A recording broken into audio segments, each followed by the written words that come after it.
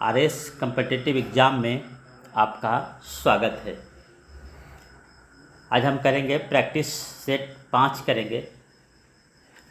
High school +2 school के प्रधानाध्यापक के लिए, प्रधान शिक्षक के लिए, टीईटी के एग्ज़ाम देने वाले विद्यार्थियों के लिए ये काफ़ी अच्छा वीडियो साबित होगा।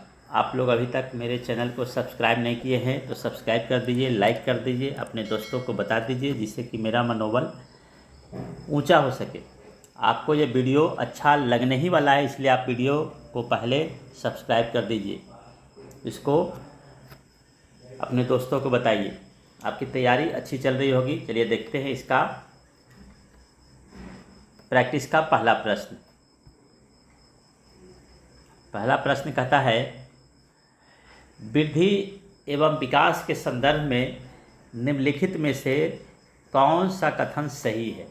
3 गो कथन दिया हुआ है। कहता है कि वृद्धि और विकास में कौन कौन सा कथन सही है। चलिए पहला देखते हैं। कथन कहता है, वृद्धि विकास की प्रक्रिया का एक चरण होता है। बिल्कुल सही बात है, एक चरण होता है। दूसरा कहता है, विकास स्वयं में एक विस्तृत अर्थ रखता है एवं वृद्धि इसका एक भाग होती है। ये भी सही है। तीसरा कहता है, विकास एक सतत प्रक्रिया है। बिल्कुल सही बात है, विकास तो जीवन भर चलते रहता है, जो बालकों के परिपक्व होने के बाद भी चलती रहती है। एकदम बिल्कुल सही बात है। और इसका मतलब इसका आंसर हो जाएगा उपरोक्त सभी। इसका आंसर हो जाएगा, तीनों सही है इसका। चलिए दूसरा करते हैं। दूसरा कहता है निम्नलिखित में से कौन सा कारक वृद्धि एवं विकास को प्रभावित करता है। वृद्धि और विकास दोनों को प्रभावित करता है। ये किस पर होगा? वंशानुक्रम। वंशानुक्रम पर वृद्धि एवं विकास डिपेंड करता है। किसी के पिताजी अगर नाटे हैं, माँ नाटी है तो नाटा होगा उसका बच्चा, लंबा है तो लंबा होगा। ये वंशानुक्रम पर होगा। दूसरा पोषण पर होगा, यानी कि पोषण, किसी को बढ़िया खाना मिल रहा है तो कुपोषित नहीं होगा, उसका स्वस्थ बच्चा होगा। वातावरण पर भी निर्भर करता है। जिस वातावरण में उसका विकास होगा, वृद्धि होगा, उसी वातावरण में वो ढल जाएगा। यानी कि ये इसका आंसर हो जाएगा ये सभी।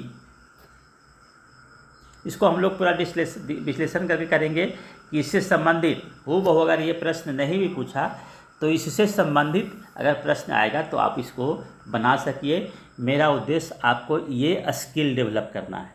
मेरे चैनल को अभी तक सब्सक्राइब नहीं किए हैं तो सब्सक्राइब कर दीजिए।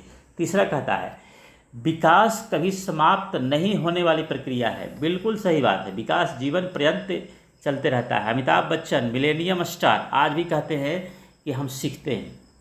तो बताइए, जब मिलेनियम स्टार कहते हैं कि आज सीखते हैं, आज भी सीखते हैं हम, तो ये बात बिल्कुल सही है। यह विचार बाल विकास के किस सिद्धांत से संबंधित है? यह बाल विकास के निरंतरता के सिद्धांत से संबंधित है। निरंतरता मतलब लगातार चलते रहता है। चौथा कहता है, बाल विकास का कौन सा सिद्धांत यह जानकारी देता है कि एक बालक पहले पूरे हाथ को, फिर अपनी अंगुलियों को और फिर हाथ और अंगुलियों को एक साथ चलाना सीखता है। कोई बच्चा देखिए शुरू में हाथ इधर उधर करता है, फिर पैर करता है, फिर पैर को मुंह में लेता है, अंगूठा को मुंह, पैर के अंगूठा को मुंह में चूसता है। इस तरह से उसका गतिविधि बढ़ते जाता है। तो इसे कहते हैं एकीकरण का सिद्धांत। याद रखेंगे, इस तरह के अगर कोई बात आए कहीं भी तो इसे कहते हैं एकीकरण का सिद्धांत। पाँचवा कहता है आनुवंशिकता। पाँचवा कहता है आनुवंशिकता के संदर्भ में निम्नलिखित कथनों पर विचार कीजिए। इसमें भी कथन दिया हुआ है 3 को, इस पर विचार करना है। कहता है, बालकों के रंग, रूप, आकार एवं शारीरिक गठन इत्यादि के निर्धारण में आनुवंशिकता का महत्वपूर्ण योगदान होता है। बिल्कुल सही बात है। बालक के रंग, रूप, आकार, शारीरिक गठन, इसमें माता पिता का महत्वपूर्ण योगदान होता है। हम जानते हैं कि जीन के द्वारा ये ट्रांसफ़र होता है, क्रोमोसोम जो मिलता है माता पिता से। दूसरा कहता है शारीरिक लक्षणों के वाहक जीन प्रखर एवं प्रतिम प्रतिगामी दोनों हो सकते हैं। नहीं, ये नहीं होगा। तीसरी कहता है मानव शरीर में क्रोमोसोम्स की अनिश्चित संख्या होती है। बिल्कुल गलत बात। मानव शरीर में क्रोमोसोम्स 23 जोड़ा एकदम फिक्स है, ये होता ही है ना। इसलिए इसका आंसर हो जाएगा 1, 1 नंबर इसका आंसर हो जाएगा। चलिए फिर कहते हैं 6 नंबर। 6 नंबर कहता है निम्नलिखित में से किस मनोवैज्ञानिक का कथन है। एक कथन दिया हुआ है जो किस मनोवैज्ञानिक साहब ने ये कहे हैं। वंशानुक्रम हमें विकसित होने की क्षमताएं प्रदान करता है। इन क्षमताओं के विकसित होने के अवसर हमें वातावरण से मिलते हैं। वंशानुक्रम हमें कार्यशील पूंजी देता है और परिस्थिति हमें इसके निवेश करने के अवसर प्रदान करता है। ये बोलते हैं लैंडिस साहब का ये कहना है। लैंडिस साहब ये कहते हैं। देखिए ये टीचिंग एप्टीट्यूड ये एक ऐसा चीज़ है जो कि प्रैक्टिस से ही आपका इसमें ज़्यादा पकड़ बन सकता है। इसलिए जितना क्वेश्चन को आप सोल्व कीजिए, जितने नए क्वेश्चन से आप जूझेंगे बनाएंगे, वो आपके लिए बहुत बेहतर होगा। इसलिए जितना प्रैक्टिस सेट बनाइए, इसका यही उपाय है। 7 नंबर कहता है मैं और तुझे का सिद्धांत किस मनोवैज्ञानिक ने दिया। इसके पहले वाला सेट में भी इससे आया था। मैं और तुझे जहाँ भी बात इसका आए तो वहाँ होता है मीड साहब ये कहते हैं। मैं और तुझे की जहाँ भी बात आएगा मीड साहब। फिर 8वां कहता है पूर्व ज्ञान के साथ नवीन ज्ञान को जोड़ने की प्रक्रिया को क्या कहते हैं। दो को मिला दिए तो क्या कहेंगे, समायोजन ही हो गया। दोनों को मिला देंगे, पूर्व का ज्ञान और नया ज्ञान दोनों को मिला देते हैं तो इसे समायोजन कहते हैं। चलिए फिर 9वां कहता है। 9वां कहता है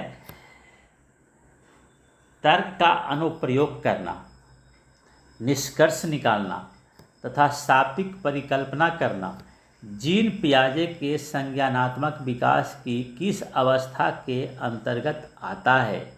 यह आता है औपचारिक संक्रियात्मक अवस्था के अंतर्गत आता है। इसको आपको तो याद करना है पड़ेगा, संक्रियात्मक अवस्था। चलिए फिर कहते हैं 10 नंबर। 10 नंबर कहता है शिक्षा शास्त्र शिक्षकों को क्या बतलाता है। शिक्षा शास्त्र जो एजुकेशन हम लोग है, एजुकेशन जो हम लोग पढ़ते हैं उसमें शिक्षक को क्या बताता है। बालकों को क्या पढ़ाया जाए ये बताता है, बिल्कुल सही है, ये बताता है। बालकों को कैसे पढ़ाया जाए ये भी बताता है। पढ़ाने की शैली क्या हो ये भी बताता है। यानी कि इसका आंसर हो जाएगा उपरोक्त सभी, इसका आंसर हो जाएगा ऑल। चलिए फिर कहते हैं 11 नंबर करते हैं। 11 नंबर कहता है बाल केंद्रित शिक्षा एवं शिक्षक केंद्रित शिक्षा के संदर्भ में क्या सही नहीं है। जो गलत है उसको हमको बताना है, जो गलत है उसको हमको बताना है। तीनों को हम देखते हैं कौन गलत है। बाल केंद्रित शिक्षा बालकों की आवश्यकता पर बल देती है, जबकि शिक्षक केंद्रित शिक्षा में शिक्षक सर्वोपरि होता है। बिल्कुल ये सही बात है। दूसरा कहता है बाल केंद्रित शिक्षा में शैक्षिक कार्यक्रम का मुख्य आधार शिक्षक होता है, जबकि शिक्षक केंद्रित शिक्षा के कार्यक्रम में विद्यार्थी केंद्रित होता है, जो छात्रों को आकर्षित करता है। आपको कहता है कि बाल केंद्रित शिक्षा एवं शिक्षक केंद्रित शिक्षा के संदर्भ में क्या सही नहीं है। ये तो हमको दूसरा सही नहीं लग रहा है, दूसरा डाउटफुल लग रहा है। चलिए तीसरा देखते हैं। ये एक डाउटफुल हो गया, एक रखिए ये डाउटफुल हो गया। तीसरा कहता है बाल केंद्रित शिक्षा बालकों के अनुभव पर निर्भर करता है, जबकि शिक्षक केंद्रित शिक्षा में बालकों की सृजनात्मक शक्ति के विकास की संभावना नहीं रहती है। ये भी है, ठीक है। चौथा कहता है बाल केंद्रित शिक्षा बच्चों में अनुशासनात्मक गुण का विकास करती है, जबकि शिक्षक केंद्रित शिक्षा में बालकों में यह गुण विकसित नहीं हो पाता है। यानी कि इसके अनुसार हमारा आंसर हो जाएगा 2 नंबर। 2 नंबर इसका हो जाएगा आंसर। चलिए इसके बाद करते हैं 12 नंबर। 12 नंबर कहता है 12 नंबर कहता है निम्नलिखित में कौन सा आलोचनात्मक दृष्टिकोण बहुबुद्धि सिद्धांत से संबंधित नहीं है। यानी कि इसमें 4 गो में है, इसमें 3 गो संबंधित है और 1 गो संबंधित नहीं है। कहता है यह शोध आधारित नहीं है। बिल्कुल ये ठीक है। प्रतिभाशाली विद्यार्थी प्रायः एक क्षेत्र में अपनी विशिष्टता प्रदर्शित करते हैं। ये तो बिल्कुल गलत बात है। प्रतिभाशाली विद्यार्थी एक ही क्षेत्र में क्यों अपनी विशेषता दिखाएगा, वो कई क्षेत्र में अपनी विशेषता दिखाएगा। विभिन्न बुद्धियाँ भिन्न भिन्न विद्यार्थियों के लिए भिन्न भिन्न पद्धतियों की मांग करती है। ये भी ठीक है, सही है। इसका कोई अनुभाविक आधार नहीं है। ये भी इसका आंसर हो जाएगा 2 नंबर। 2 नंबर इसका आंसर हो जाएगा। यही संबंधित नहीं है, बाकी 3 वो संबंधित है। चलिए फिर कहता है इसके बाद कहता है कि दौड़ते हुए स्कूल जा रहा था श्याम का भाई। एक वाक्य है, इसमें कहता है कि इस वाक्य के बारे में बताइए। अर्थ विज्ञान की दृष्टि से सही है लेकिन वाक्य विन्यास की दृष्टि से गलत है। वाक्य विन्यास की दृष्टि से सही है लेकिन वाक्य विन्यास की दृष्टि से सही है, वाक्य विन्यास की दृष्टि से तो ये सही नहीं है। दौड़ते हुए स्कूल जा रहा था श्याम का भाई, तो वाक्य विन्यास इसका गलत है। अर्थ विज्ञान का एवं वाक्य विज्ञान दोनों सही है, ये भी नहीं।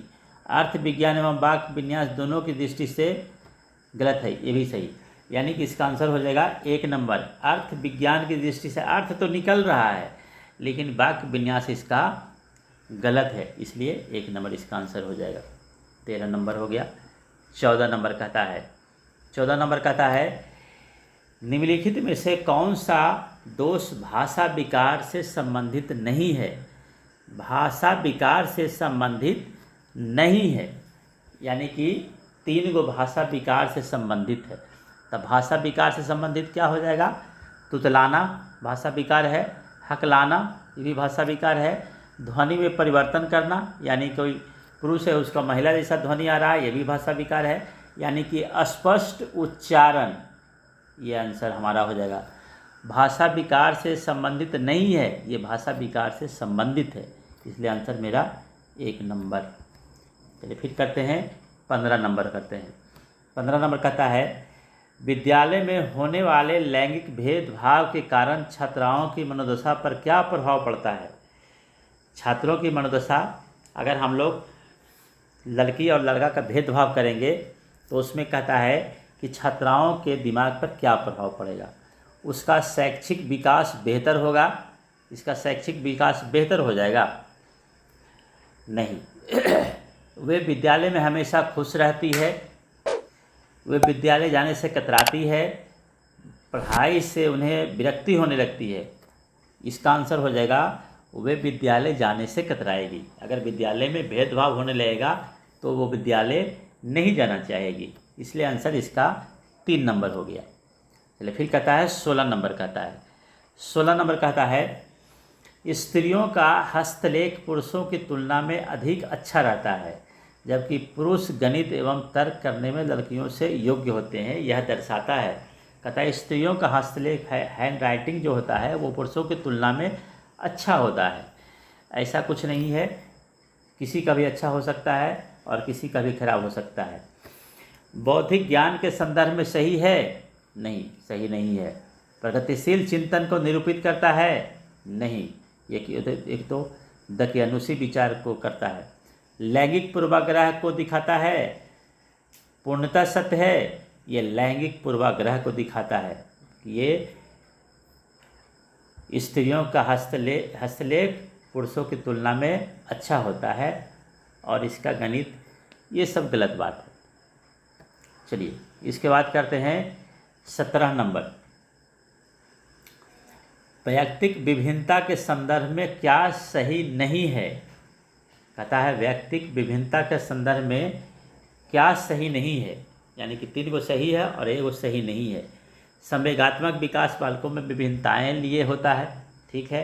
कुछ बालक अपने व्यक्तित्व में लचीलापन एवं दृढ़ता का भाव रखते हैं, ये भी सही है। संवेगात्मक विभिन्नता को संवेगात्मक परीक्षण द्वारा नहीं मापा जा सकता है। बुद्धि परीक्षण के आधार पर यह ज्ञात किया जा सकता है कि कोई बालक किसी दूसरे बालक की तुलना में कितना बुद्धिमान है। ये भी सही है, यानी कि इसका आंसर हो जाएगा संवेगात्मक विभिन्नता को संवेगात्मक परीक्षण द्वारा नहीं मापा जा सकता है। 3 नंबर इसका आंसर हो जाएगा। चलिए फिर करते हैं 4 नंबर करते हैं, ठीक 18 नंबर करते हैं। 18 नंबर कहता है अधिगम एवं मूल्यांकन के संदर्भ में निम्नलिखित कथनों पर विचार कीजिए। अधिगम मतलब सीखना और मूल्यांकन मतलब उसका आकलन करना, ये दोनों पर कहता है कि विचार कीजिए, विचार करिए। अधिगम का मूल्यांकन शिक्षा प्राप्ति के बाद किया जाता है, बिल्कुल सही बात है। मूल्यांकन बालकों में होने वाले व्यवहार एवं उनके आचरण में होने वाले परिवर्तन की जांच करता है, ये भी सही बात है। 2 तीसरा कहता है रचनात्मक मूल्यांकन एक सतत प्रक्रिया है, ये भी सही बात है, यानी कि इसका आंसर हो जाएगा, ये तीनों इसका आंसर हो जाएगा, ये सभी इसका आंसर हो जाएगा। फिर 19 कहता है ब्लूम ने अपनी पुस्तक टैक्सोनॉमी ऑफ एजुकेशनल ऑब्जेक्टिव के अंतर्गत शैक्षिक उद्देश्य की दृष्टि किस संकल्पना पर बल देता है। ब्लूम की पुस्तक है टैक्सोनॉमी ऑफ एजुकेशनल ऑब्जेक्टिव, ये कहता है संज्ञानात्मक संकल्पना पर ये जोर देता है।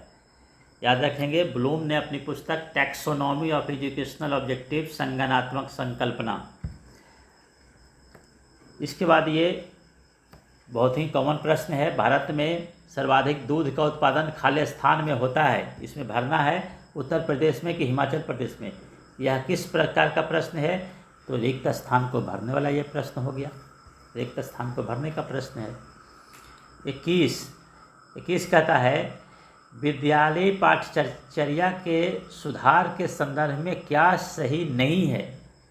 क्या सही नहीं है, विद्यालय के पाठ्यचर्या में सुधार करना है, उसके संदर्भ में कहता है क्या सही नहीं है।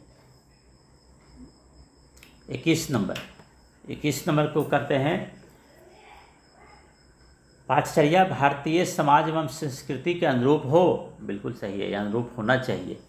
सुविधा रहित बच्चों के सर्वांगीण विकास के लिए उन्हें समान अवसर उपलब्ध कराए जाएं, यही तो समावेशी शिक्षा है, एकदम सही है। 3 पाठ्यचर्या विवेचनात्मक शिक्षा का शास्त्र पर आधारित नहीं होना चाहिए, ये गलत बात है, ये विवेचनात्मक शिक्षा शास्त्र पर ही आधारित होना चाहिए।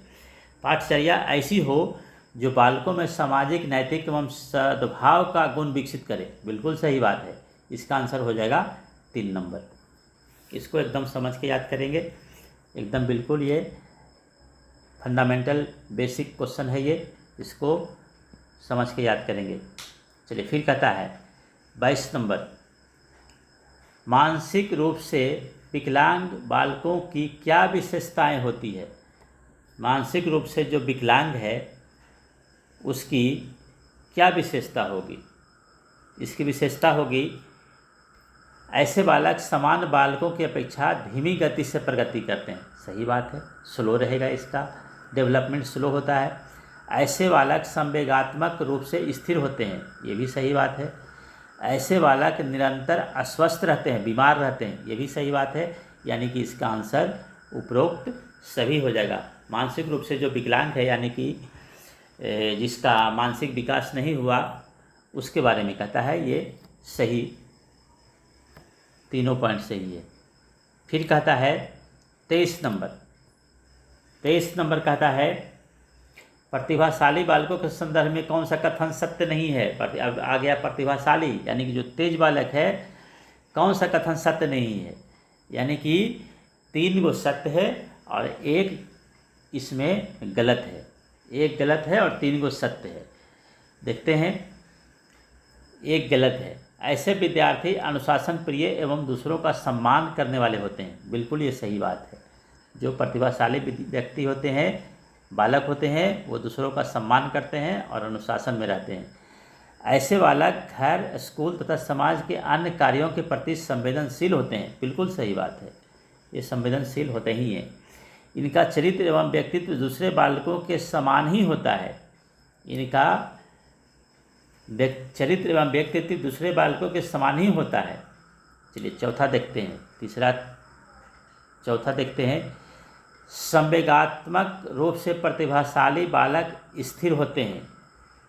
संवेगात्मक यानी कि ये भी सही है, यानी कि इसका आंसर हो जाएगा 3 नंबर। इसका चरित्र एवं व्यक्तित्व दूसरे बालकों के समान ही होता है। इसके चरित्र एवं व्यक्तित्व दूसरे बालकों से अलग हो जाएगा, क्योंकि ऊपर में जो तीनों पॉइंट बता रहा है ये तीनों भिन्न बता रहा है, इसलिए इसका आंसर इसका 3 नंबर हो जाएगा। 24 कहता है बच्चों के सीखने के तरीकों पर सबसे पहले किन 2 मनोवैज्ञानिकों ने अध्ययन किया था? तो ये क्या था? पियाजे एवं वाइगोत्स्की ने इस पर अध्ययन किया था, बच्चों के सीखने के तरीके। चलिए 25 नंबर करता है। 25 नंबर कहता है निम्नलिखित में से कौन सा दृश्य सहायक सामग्री है? दृश्य सहायक सामग्री, दृश्य मतलब देखने वाला, सहायक सामग्री है तो हो जाएगा पुस्तक, तो देखने वाला है ही। ये है मानचित्र हम लोग देखते हैं, भारत का, बिहार का, यूपी का, सबका देखते हैं। श्यामपट यानी कि ब्लैक बोर्ड, इसको ब्लैक बोर्ड कहते हैं। ब्लैक बोर्ड यानी कि तीनों देखने वाला है इसमें तीनों, इसलिए इसका आंसर हो जाएगा उपरोक्त सभी, इसका आंसर हो जाएगा दृश्य सहायक सामग्री सभी है। इसके बाद 26 नंबर कहता है बच्चों में किन गुणों का विकास करके उन्हें समस्या समाधान के रूप में तैयार किया जाता है? समस्या समाधान के रूप में किन गुणों का विकास करना चाहिए? बच्चों में आत्म पहचान का गुण विकसित करके, ये सही बात है। बच्चों में भाषा का विकास करके, ये भी सही बात है। बार बार प्रयास करने का प्रयत्न विकसित करके, एकदम बिल्कुल कोई नहीं हो रहा है तो उसको छोड़ना नहीं है, उसको बार बार प्रयत्न करें, यानी कि इसका आंसर हो जाएगा सभी। बच्चों में ये तीनों गुणों का विकास करके हम उसे समस्या को समाधान करने वाला व्यक्ति तैयार कर सकते हैं। चलिए उसके बाद कहता है 27 नंबर कहता है जब किसी क्रिया को बार बार दोहराया जाता है तो अस्वाभाविक उद्दीपक भी वही प्रतिक्रिया देने लगता है जो स्वाभाविक उद्दीपक देता है। यह विचार निम्नलिखित में से किस मनोवैज्ञानिक का है? यह विचार पावलव साहब का है। पावलव साहब ये कहते हैं। उसके बाद कहता है 28 नंबर कहता है शैशवावस्था में संवेग होता है अस्थिर एवं अस्पष्ट। छोटा बच्चा है, वो कभी हाथ उठाएगा, कभी पैर करेगा, वो क्या बोलता है, क्या वो अपना मनोभावना व्यक्त करता है, ये अस्पष्ट होता है, ये क्लियर नहीं होता है, और उसका एक्टिविटी भी स्थिर नहीं होता है, अस्थिर होता है। ये एकदम बिल्कुल याद रखेंगे, ये बार बार प्रश्न पूछता है इससे बार बार प्रश्न यहाँ से रहता है। शैशवावस्था में क्या रहेगा? अस्थिर और अस्पष्ट। 29 नंबर करते हैं। कहता है निम्नलिखित में से कौन सा घटक प्रेरणादायी नहीं होता है? कौन सा घटक प्रेरणादायी नहीं होता है? तो उत्तेजना प्रेरणादायी है, बिल्कुल उत्तेजना प्रेरणादायी है। कोई अगर बच्चा IAS कर जाता है तो उसको देख करके दूसरा बच्चा उससे उत्तेजित हो जाता है, मैं भी IAS करूँगा, यानी कि उत्तेजना है। प्रोत्साहन बिल्कुल प्रेरणादायी है, किसी को प्रोत्साहित करते हैं। कोई अच्छा कर रहा है, अगर बढ़िया नंबर लाया है, 80% नंबर लाया है, उसको हौसला करेंगे कि नहीं थोड़ा सा और मेहनत करोगे 90% आ जाएगा, थोड़ा सा मेहनत करोगे तुम प्रोफेसर बन जाओगे, डॉक्टर बन जाओगे, इंजीनियर बन जाओगे, यानी कि प्रोत्साहन भी प्रेरणादायी है। दंड भी प्रेरणादायी है। अगर कोई पढ़ने वाला बच्चा है और गलत काम करने लगा, सिगरेट पीने लगा, उसको अगर हम एक दिन पिटाई करेंगे तो सुधर जाएगा। निम्न मनः स्थिति ये नहीं होगा, यही है प्रेरणादायी घटक नहीं है। जो पहले से ही सोच लिया मेरा इस कंपटीशन में नहीं होगा, हमारा इसमें नहीं होगा, अगर इस तरह की बात सोच लिया तो उससे क्या प्रेरणा मिलेगा, उसको कोई प्रेरणा नहीं मिलेगा। इसलिए मन में कभी निम्न मनोभावना विकसित नहीं करनी चाहिए। इसका आंसर हो जाएगा 4 नंबर। अभी तक मेरे चैनल को आप सब्सक्राइब नहीं किए हैं तो मेरे चैनल को सब्सक्राइब कर दीजिए, इतना मेहनत कर रहे हैं, हमारा मनोबल थोड़ा बढ़ाइए। चलिए 30 नंबर करते हैं, अंतिम प्रश्न, इस सेट का अंतिम प्रश्न कहता है राष्ट्रीय पाठचर्या की रूपरेखा 2005 के संदर्भ में निम्नलिखित कथनों पर विचार कीजिए। राष्ट्रीय पाठचर्या की रूपरेखा 2005 से कौन कौन संबंधित है, कौन नहीं है, यही बताना है। कहता है पहला, विज्ञान की शिक्षा ऐसी होनी चाहिए जिसमें शिक्षार्थी तरीकों एवं प्रक्रियाओं का बोध करने में सक्षम हो सके। बिल्कुल सही बात है, एकदम ऐसा ही होना चाहिए, पहला सही है। दूसरा कहता है हस्तशिल्प एक उत्पादन प्रक्रिया है जो समावेशी शिक्षा के संदर्भ में अत्यंत महत्वपूर्ण साबित होती है, ये भी सही है। स्वयं सीखने वाली गतिविधियां बच्चों के सतत गुणात्मक एवं अवलोकनात्मक आकलन का आधार होता है, ये भी सही है, ये भी सही है आपका। यानी कि इसका आंसर हो जाएगा उपरोक्त सभी चारों, इसका आंसर हो जाएगा 4 नंबर इसका आंसर हो जाएगा। आप मेरे चैनल को सब्सक्राइब कर दीजिए, अपने दोस्तों को बताइए, लाइक कर दीजिए, और हम इसके बाद तुरंत फिर और प्रैक्टिस सेट डालने जा रहे हैं और इससे भी बढ़िया बढ़िया क्वेश्चन डालने जा रहे हैं। आप इसको लगातार आपके पास सूचना तुरंत पहुंच जाए, इसके लिए आप इसको सब्सक्राइब कर लीजिए और हमारा मनोबल बढ़ाइए। आपकी तैयारी हमें उम्मीद है बेहतर चल रही होगी। Thank you.